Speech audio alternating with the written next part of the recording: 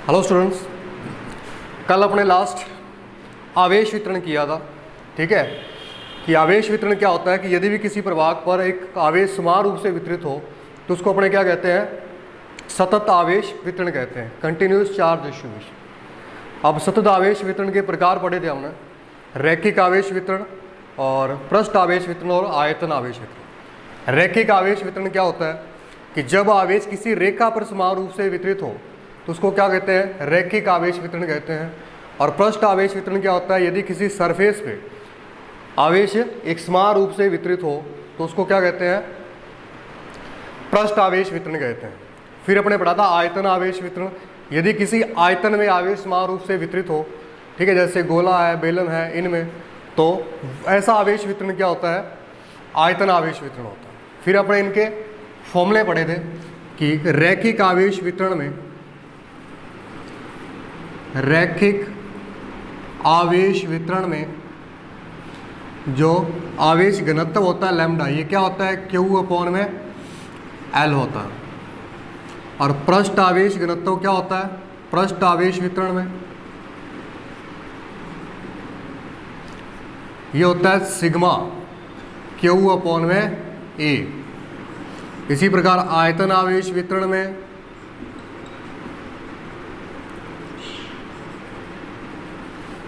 क्या होता है, रो Q/V। तो ये तीन फॉर्मूले पढ़े थे हम लोगों ने जो आपको ध्यान में रखना है। ठीक है, तो इन्हीं से रिलेटेड आज एक डेरिवेशन करने जा रहे हैं अपने कि समरूपा आवेशित रिंग के कारण उसकी अक्ष पर विद्युत क्षेत्र की गणना करनी है आप। ठीक है, समरूपा आवेशित रिंग के कारण। तो डेरिवेशन देखो, ये आपके न्यूमेरिकल दिया हुआ है बुक के अंदर, लेकिन अपने इसको एज ए डेरिवेशन करेंगे क्योंकि इस पर एक न्यूमेरिकल अलग से मिलेगा आपको। ठीक है, तो इसको आप डेरिवेशन ही समझ के चलोगे कि समरूपावेशित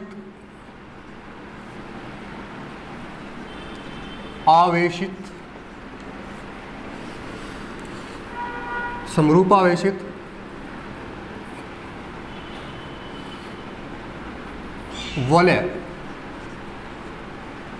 की अक्ष पर विद्युत क्षेत्र का परिमाण या विद्युत क्षेत्र की तीव्रता, विद्युत क्षेत्र की गणना करें। समरूपावेशित वलय या जिसको रिंग बोलते हो आप, रिंग के अक्ष पर क्या आपको ज्ञात करना है, विद्युत क्षेत्र ज्ञात करना। ठीक है, तो सबसे पहले तो अपने एक रिंग बनाएंगे। ये मान लो आपके पास कोई रिंग है। ठीक है, ये क्या है, रिंग है कोई, ये ऑन। ठीक है, और ये इसका सेंटर है O, और इसको समान रूप से आवेशित किया गया है चार्ज से, एक समान आवेशित रिंग है ये, समरूप आवेशित। ठीक है, और इसको जो चार्ज दिया है वो मान लो कितना दिया आपने, Q दिया। ठीक है, इसकी अक्ष पर कोई बिंदु P है जहां आपको विद्युत क्षेत्र की गणना करनी है। ये इसकी अक्ष है, वहां ये बिंदु P है जहां आपको इलेक्ट्रिक फील्ड निकालना। ठीक है, जो इसके सेंटर से सपोज दैट कितना है, x डिस्टेंस पर पड़ा। ठीक है, देखो रिंग इस प्रकार से रिंग होती है जो आप इसी में डालते हो ना, ठीक है, उंगली में, वो वाली रिंग होती है। बड़ी सी रिंग है अपने पास है, ठीक है, ऐसे पड़ी हुई है, इसके सामने इसका अक्ष है। ठीक है, इसके सामने इसका क्या है, अक्ष है। तो ये अपने पास रिंग है, ये इसकी अक्ष है जिससे x दूरी पर आप बिंदु P स्थित है जहां पर आपको इलेक्ट्रिक फील्ड निकालना। देखो अब तक जो अपने विद्युत क्षेत्र निकालते आए हैं वो पॉइंट चार्ज के कारण निकाला आपने, बिंदुवत आवेश के कारण, कि यहाँ पर कोई पॉइंट चार्ज पड़ा था, बिंदु P पर आपको r दूरी पर इलेक्ट्रिक फील्ड ज्ञात करना था। तो वो इलेक्ट्रिक फील्ड अपने ये निकाला था KQ/R², एक पॉइंट चार्ज के लिए था।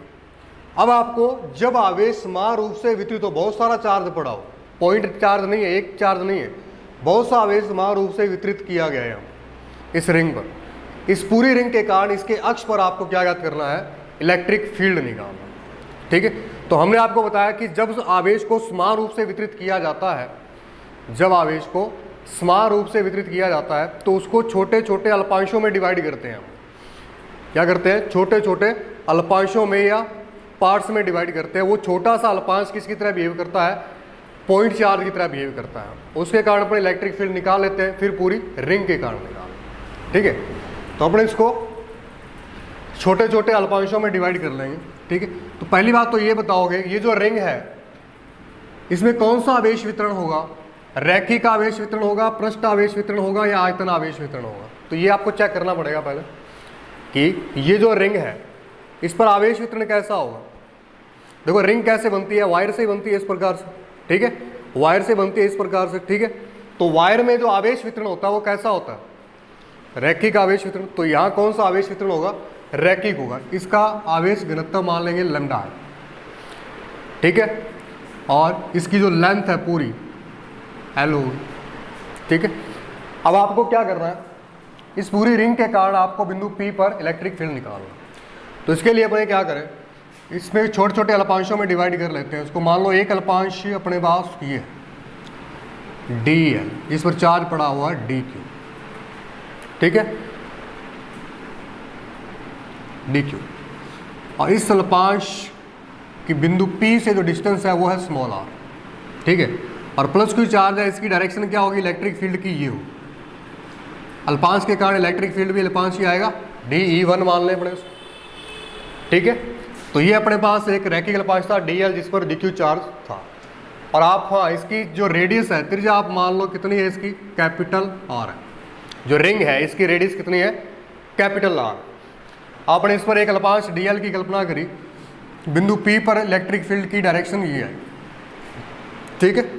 अब अपने पूरी रिंग के कारण जो इलेक्ट्रिक फील्ड आएगा उसकी डायरेक्शन निकालेंगे सबसे पहले, ठीक है। पूरी रिंग के कारण जो इलेक्ट्रिक फील्ड आएगा उसकी डायरेक्शन निकालेंगे। उसकी डायरेक्शन कैसी होगी, ठीक है। ये रिंग इस प्रकार से पड़ी हुई है, ठीक है, सामने इसकी अक्ष है इस प्रकार से। तो अपने क्या करेंगे, इलेक्ट्रिक फील्ड की डायरेक्शन निकालने के लिए जैसे dl अल्पांश ये लिए, इसके प्रति सम्मित सामने एक अल्पांश और ले लेंगे, ठीक है। देखो इस dl के जस्ट सामने एक रैखिक अल्पांश dl और लेंगे अपने dq। देखो अगर ये अल्पांश यहाँ है तो इसके सामने जस्ट अल्पांश होगा एक और, अगर इसको यहाँ मानूँ तो इसके जस्ट सामने यहाँ होगा, अगर इसको यहाँ मानूँ तो जस्ट सामने के यहाँ होगा, ठीक है। यानी कि इसके जस्ट सामने एक अल्पांश लिया आपने dl, ठीक है, जिस पर चार्ज dq है। और इस dl के कारण इलेक्ट्रिक फील्ड की डायरेक्शन कैसी होगी, इस प्रकार से जाएगी dE2 मान लेंगे। और इसकी जो डायरेक्ट डिस्टेंस है पॉइंट P से वो कितनी होगी, स्मॉल r। देखो डायग्राम को पहले ध्यान से समझोगे आप, ठीक है, कि अपने पास एक रिंग है जिसकी त्रिज्या कितनी है, r है, और केंद्र क्या है इसका, O है। इस रिंग के कारण इसकी अक्ष पर, ये इसकी अक्ष है, अक्ष पर कोई बिंदु P है x दूरी पर, जहां आपको क्या इलेक्ट्रिक फील्ड निकालना है, विद्युत क्षेत्र निकालना है, ठीक है। तो इसके लिए हमने क्या किया, मान लो इसको Q चार्ज दिया हुआ है, समान रूप से Q चार्ज वितरित है, ठीक है। और इसका आवेश घनत्व लैम्डा है और लेंथ इसकी L। अब इस पर इसके कारण इलेक्ट्रिक फील्ड निकालने के लिए क्या करेंगे, अपने इसको छोटे छोटे अल्पांशों में डिवाइड करेंगे, जिसमें से एक अल्पांश dl आपने ये ले लिया जिसकी लेंथ dl है और चार्ज कितना है यहाँ dq, ठीक है। तो इसकी डायरेक्शन इस प्रकार से पॉइंट P से निकालेंगे, तो इस प्रकार से, ठीक है। इलेक्ट्रिक फील्ड की डायरेक्शन निकालने के लिए जो टोटल इलेक्ट्रिक फील्ड है इस पूरी रिंग के कारण, उसकी डायरेक्शन और परिमाण निकालने के लिए अपने दो अल्पांश मांगे, ठीक है।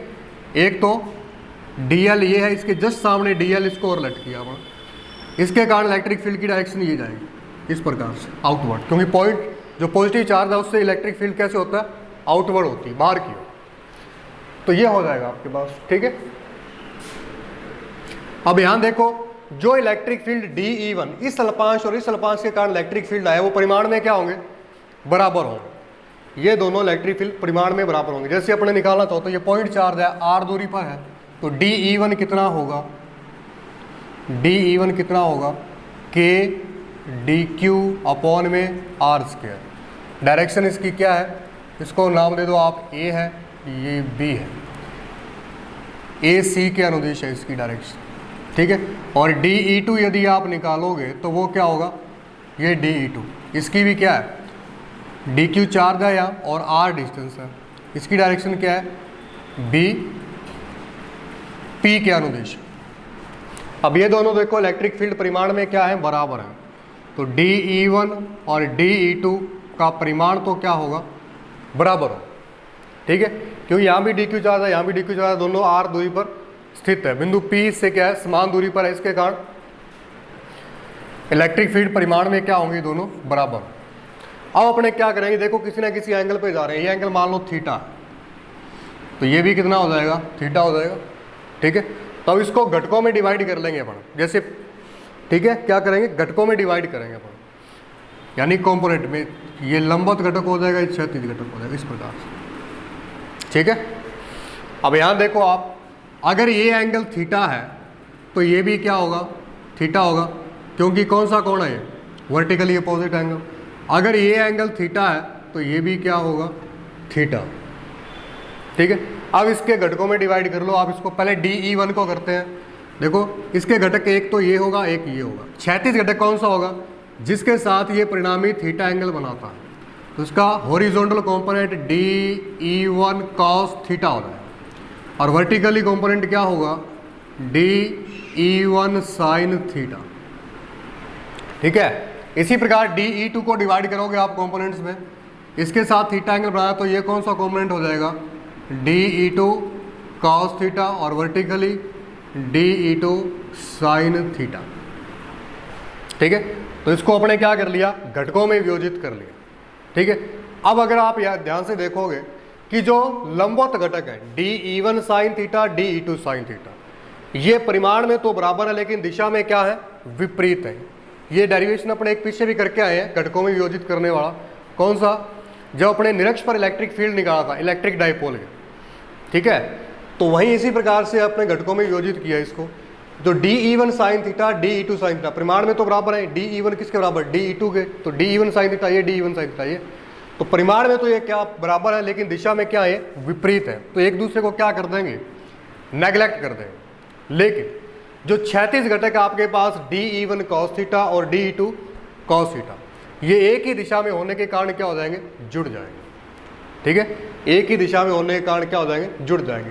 तो परिणामी इलेक्ट्रिक फील्ड की डायरेक्शन क्या होगी, ये होगी, ठीक है। तो इसमें आप लिख सकते हो कि लंबवत घटक परिमाण में बराबर, लेकिन दिशा में विपरीत होने के कारण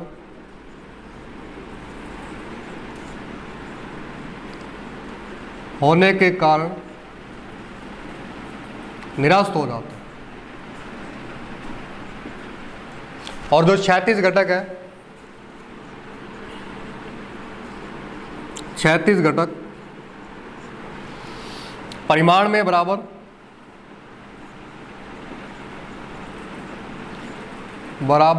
वह एक ही दिशा में होने के कारण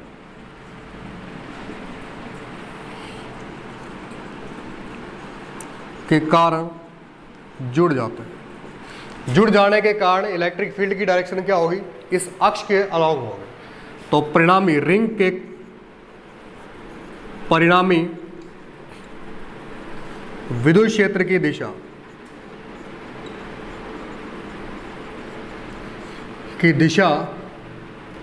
रिंग की अक्ष के अनुदिश होगी।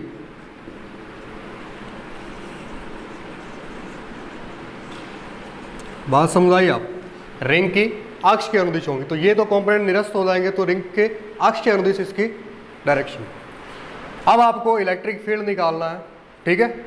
परिणामी इलेक्ट्रिक फील्ड निकालेंगे तो अल्पांश आता है, अल्पांश DL के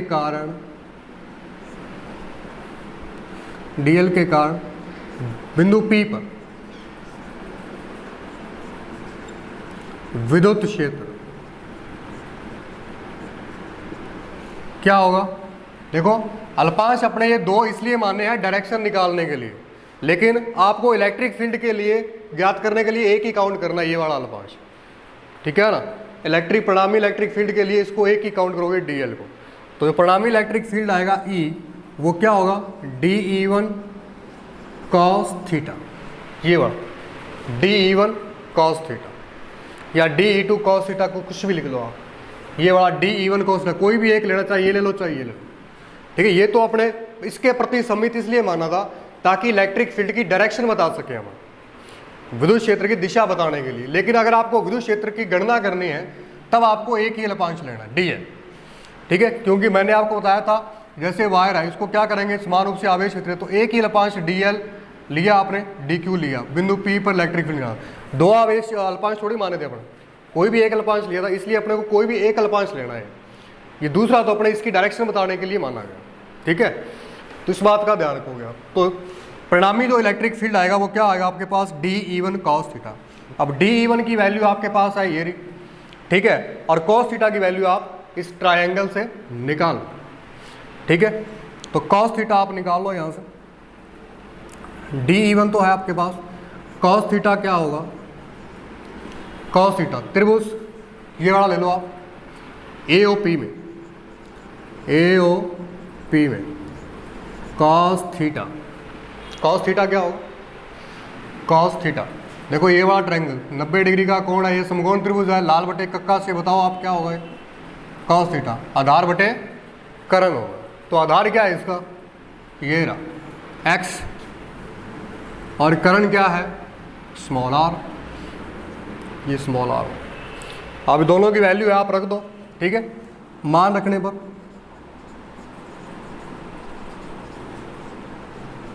तो E बराबर क्या आ जाएगा आपके पास, डी ई वन, ये बड़ा के को मैं ये लिख रहा हूँ 4 पाई एप्सिलॉन 0, ठीक है, ये डी क्यू अपॉन में स्मॉल आर स्क्वायर, और एक्स इसकी वैल्यू कॉस थीटा की एक्स अपॉन में आर। इसको सॉल्व कर लोगे तो इलेक्ट्रिक फील्ड अपने पास आ जाएगा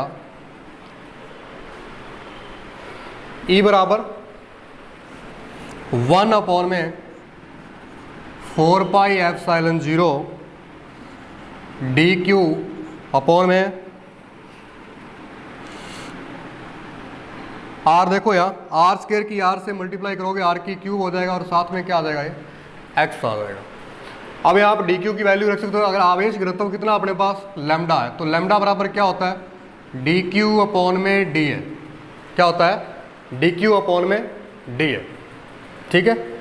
अब डी क्यू की वैल्यू रखोगे आप, डी क्यू की वैल्यू निकालोगे तो यहाँ से क्या होगा lambda D L, D Q क्या होगा लैम्डा डी एल। तो डी क्यू की वैल्यू जैसे ही आप यहाँ रखोगे तो आपके पास इलेक्ट्रिक फील्ड कितना आएगा, 1/4 पाई epsilon 0 lambda D L upon में आर की क्यूब एक्स, ये आ गया, ठीक है, ये आपके पास आ जाएगा। देखो डी ई है ये, सॉरी टी रखोगे आप, क्योंकि अल्पांश के कारण निकाल रहे हैं अभी अपना, ठीक है ना। इस एक अल्पांश के कारण इलेक्ट्रिक फील्ड आया अभी आपके पास, ठीक है ना, इस अल्पांश के कारण इलेक्ट्रिक फील्ड आया है जो क्या है D E one cos theta, ठीक है, इस डायरेक्शन में डी ई रखोगे आप इसको, ठीक है, क्योंकि अल्पांश के कारण आया है। अब संपूर्ण चालक के संपूर्ण रिंग के कारण निकालोगे तो क्या कर दोगे, इसका समाकलन कर दोगे, ठीक है। तो संपूर्ण रिंग के कारण, संपूर्ण वलय के कारण बिंदु P पर विद्युत क्षेत्र, बिंदु P पर विद्युत क्षेत्र, तो उसके लिए इसको इंटीग्रेट कर दोगे आप, डी 1 अपॉन में 4 pi epsilon 0 lambda D L upon में आर की क्यूब एक्स। टोटल रिंग के लिए, टोटल रिंग के लिए आ जाएगा आपके पास जैसे ही आप इंटीग्रेट करोगे इसको, तो ये तो ई हो जाएगा आपके पास, और यहाँ से जो कांस्टेंट है वो बाहर ले आओ, 4 पाई एप्सिलॉन 0 लैम्डा को बाहर लाओगे आप, ठीक है, और आर की क्यूब को भी बाहर ले आओ, इंटीग्रेशन में सिर्फ एक्स को भी बाहर ले आओ, और डी एल पड़ा रहेगा अपने पास यहाँ, डी एल, ठीक है, डी एल पड़ा रहेगा, ये अल्पांश डी एल। अब डी एल का जैसे ही आपने इंटीग्रेट किया तो पूरी ये रिंग की लंबाई आ जाएगी, पूरी रिंग की क्या आ जाएगी लंबाई आ जाएगी, पूरी रिंग की लंबाई एल आपके पास, ठीक है, पूरी रिंग की लंबाई क्या है एल है। तो ई बराबर क्या हो जाएगा lambda x 4 pi epsilon 0 R की क्यूब एल हो जाएगा, क्योंकि डी एल बराबर एल होता है, और एल आप जानते हो क्या होगा 2 पाई आर। जो रिंग है इसकी परिधि है ना, रिंग है क्या होती है वृत्ताकार होती है, ये इसकी क्या होगी परिधि होगी, जो लेंथ पूरी लेंथ इस वायर की होगी वो इसकी क्या होगी सरकमफ्रेंस या परिधि होगी। तो परिधि L बराबर क्या हो जाएगी 2πr, तो यहाँ पर 2πr रख सकते हो, ठीक है। तो इलेक्ट्रिक फील्ड कितना आएगा अपने पास, E बराबर, इसको मिटा देते हैं,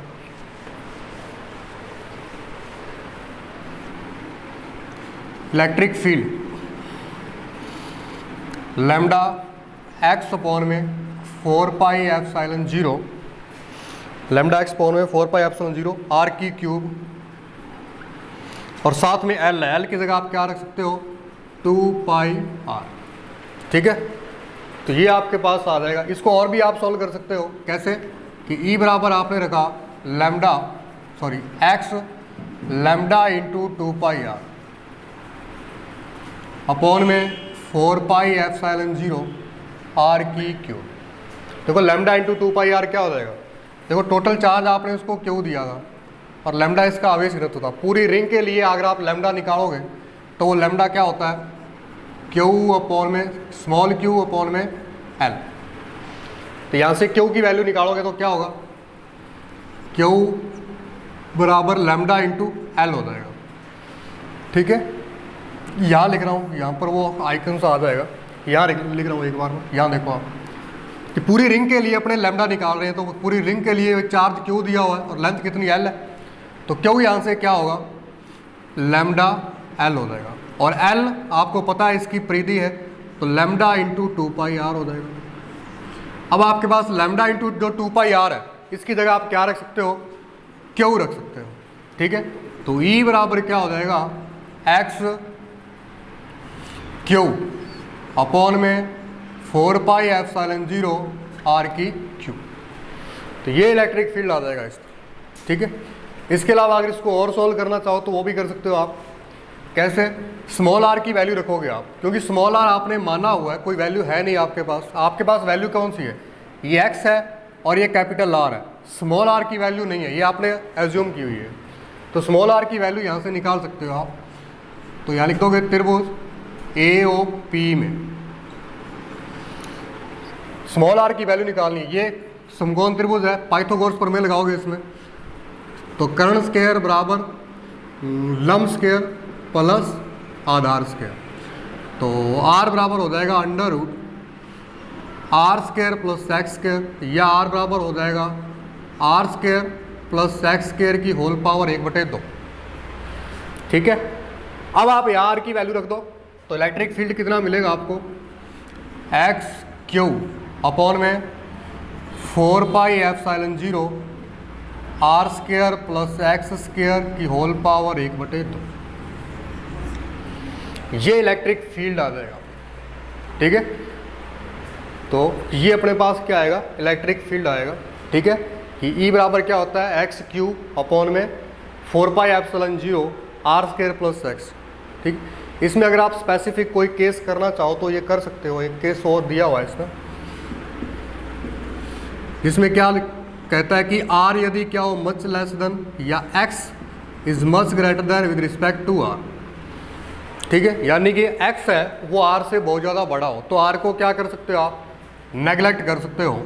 तब इलेक्ट्रिक फील्ड कितना आएगा एक्स क्यू 4πε0 r तो नेगलेक्ट हो गया, सिर्फ एक्स स्क्वायर 1/2 ये बचेगा आपके पास।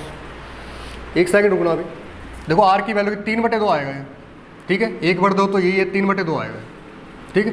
तो इसकी पावर 3/2, इस 2 से 2 जाएगा, एक्स क्यूब 4πε0 एक्स की क्यूब से एक्स क्या हो जाएगा कैंसिल आउट हो जाएगा। तो ई को आप क्या लिख सकते हो 1 अपॉन में 4πε0 क्यू अपॉन में एक्स स्क्वायर, या फिर ई बराबर के क्यू अपॉन में एक्स स्क्वायर। ये इलेक्ट्रिक फील्ड है। देखो भाई डेरिवेशन थोड़ा सा बड़ा है, लेकिन आपको ध्यान से करना, आपको समझ के इसको, ठीक है। एक बार आप कॉपी में करके देखोगे आपको, ठीक है, समझने के बाद तभी आपसे हो पाएगा। इस पर एक न्यूमेरिकल है वो कल करवाऊंगा मैं आपको, ठीक है। एक बार आज ये डेरिवेशन अच्छे से कर लोगे आप, फिर इसका न्यूमेरिकल समझ आएगा आप, ठीक है। फिर से रिपीट कर देता हूँ इसको कि अपने पास क्या थी, एक समरूपावेशित रिंग थी या वलय थी। इसकी अक्ष पर आपको इलेक्ट्रिक फील्ड निकालनी थी जहाँ बिंदु P था, जो अक्ष से कितनी दूरी पर है x दूरी पर, ठीक है। तो इलेक्ट्रिक फील्ड निकालने के लिए क्या करते हैं, अपने इसको छोटे छोटे अल्पांशों में डिवाइड कर लेते हैं, जिसमें से एक अल्पांश dl आपने ये ले लिया, जिस पर चार्ज कितना है dq है, और टोटल जो अपने पास रिंग है इस पर टोटल चार्ज कितना है q है, और आवेश घनत्व कितना लैम्डा और लेंथ l मान लेंगे, और त्रिज्या कितनी है इस रिंग की r। तो इस रिंग के कारण आपको अक्ष पर क्या ज्ञात करना है, इलेक्ट्रिक फील्ड निकालना। तो आपने क्या किया, इसके लिए छोटे छोटे अल्पांशों में डिवाइड किया, जिसमें से एक अल्पांश dl दिया है और जिस पर चार्ज कितना है dq, ठीक है। तो सबसे पहले अपने क्या करेंगे, इलेक्ट्रिक फील्ड जो प्रोड्यूस होगा उसकी डायरेक्शन निकालेंगे कि विद्युत क्षेत्र की दिशा क्या है, इस टोटल रिंग के कारण जो विद्युत क्षेत्र आ रहा है इसकी डायरेक्शन क्या है, ठीक है। तो इसके लिए अपने क्या करें, इसके प्रति सममित एक अल्पांश और मान लेंगे, dl के सामने जस्ट सामने जो अल्पांश है उसको और मान लेंगे dl dq।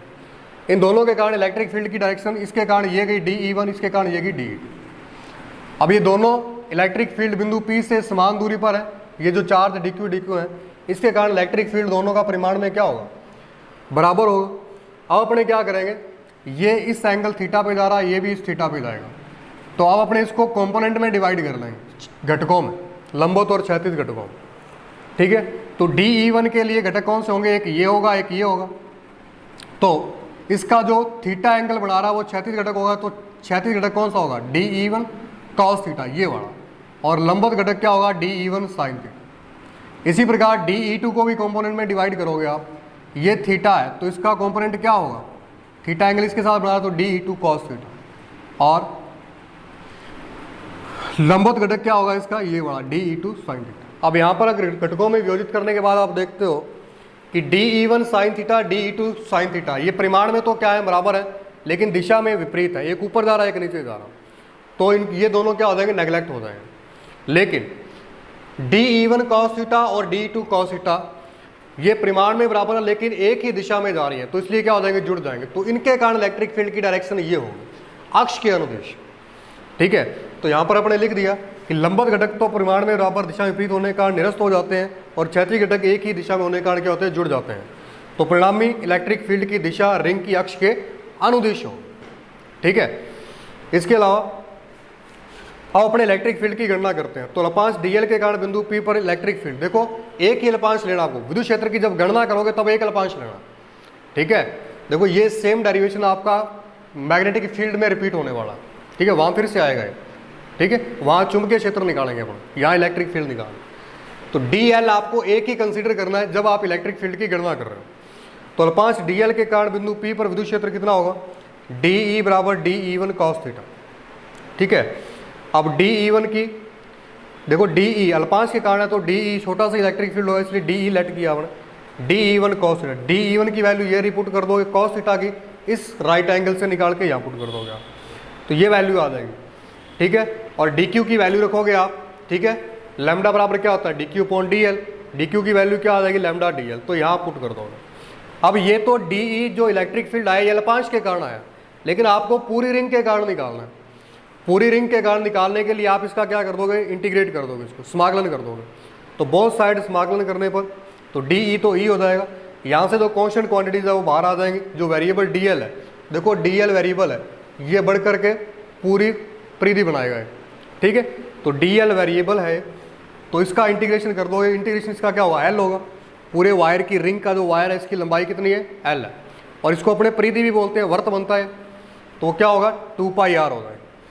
तो अपने l की जगह क्या पुट कर देंगे, 2πr पुट कर देंगे, ठीक है। इसको संशोधित करेंगे तो इसको लैम्डा इंटू 2πr लिख सकते हैं अपन, ठीक है। अब अपने जानते हैं कि जो लैम्डा पूरी वायर के लिए जब अपन निकालते हैं तो वो Q/में क्या होता है, Q/में L होता है, और Q क्या हो जाएगा, लैम्डा इंटू L या 2πr लिख सकते हो आप। तो लैम्डा इंटू 2πr को क्या लिख सकते हो आप, Q, पूरी रिंग पर जो चार्ज है वो Q आ जाएगा, ठीक है।